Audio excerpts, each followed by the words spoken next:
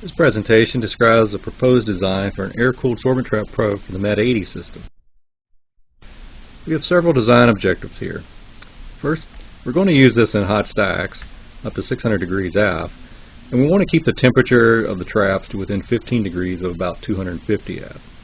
We want to use ambient air that you might find in a smokestack annulus in both the winter and the summer months. We want to be able to use our 450 millimeter long traps, and we want to maintain as many of the key design features that currently exist in the MET-80 probe, like the integrated technical heaters line, the O-ring supported push-in trap holders, and the cam lock port seal. We see using this probe in several potential applications, including cement kiln stacks, the inlets of air pollution control devices, and for speciation testing using the more temperature-sensitive FAM straps. There are four main parts of our design strategy. First, we propose to take our current 2 3/8 inch diameter probe and overjacket it with a larger tube, maybe 3 1/4 inch, to create an annular flow region for the cooling air. Second, we need fairly tight temperature control, so our thought is that we will need to overcool the probe with air and then fine control the temperature by heating the traps back up using low wattage heaters. But we will need to reduce the thickness of the heater and the insulation wrap so that we can get good heat transfer flowing away from the traps. We will need to add a pair of ports behind the cam lock to get the air into and out of the probe.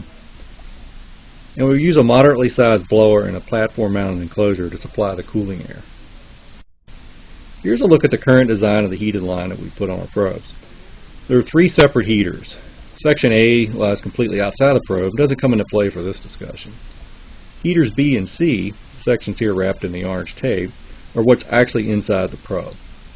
These sections are wrapped with a fairly thick layer of insulation and silicone tape, and the resulting outside diameter is almost the same diameter as the inside of the probe. So if we were to try to use this jacket in the current probe as is, not only would we physically have almost no room to move any air around the traps, but the heavy insulation would also prevent heat transfer away from the trap assembly. So let's look now at the proposed new design. The existing probe is now inside a larger 3 1/4 inch sheath. The inner probe is open-ended and will need nubs for positioning and stabilizing the inner probe inside the sheath. Our sample path is heat traced, but has a minimal amount of insulation covering it. All this creates 2 annular regions that we use to blow ambient air into the probe. The flow path takes the air down the inside area surrounding the sample tubes and trap holders, and then exits the open end of the inner probe and returns through the outer ring. The new assembly that we would send to technical heaters will include a trap cradle, a larger end cap to fit the larger OD outer sheath, and a pair of sample tubes that would run the length of the probe. We think that these sample tubes should be made of something rigid like stainless steel so they don't move around due to the forced air movement. And as I already stated, we would want this assembly wrapped with heat tape and some dielectric material and a minimal amount of insulation. The connection of the heated sample line will occur further back now, at the rear of the probe in this transitional piece.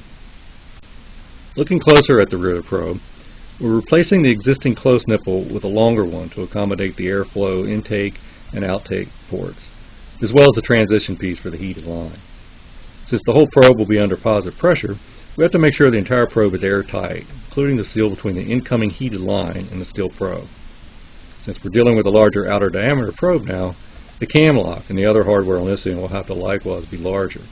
We're not sure if there are parts readily available to fit the 3 1/4 inch probe being proposed. If not, then we may need to look into different options here. Here's a close-up of the trap end of the probe. The heater of the trap holder should end approximately 5 inches from the base. This is the longest length of sorbent trap media that we'll probably be using. The trap thermocouple should be placed slightly forward of the heater and in contact with the trap holders. A thin layer of insulation should cover the outer surface of the trap thermocouples. And as with the umbilical penetration at the rear of the probe, the stack thermocouple penetration at the front also needs to be airtight. So our next steps include the following. Obviously, we need to finalize our design here so that we can then build a prototype. Then we'll want to lab test it using probably an oven and palatine, then hopefully take it somewhere in the field and do some real-world tests.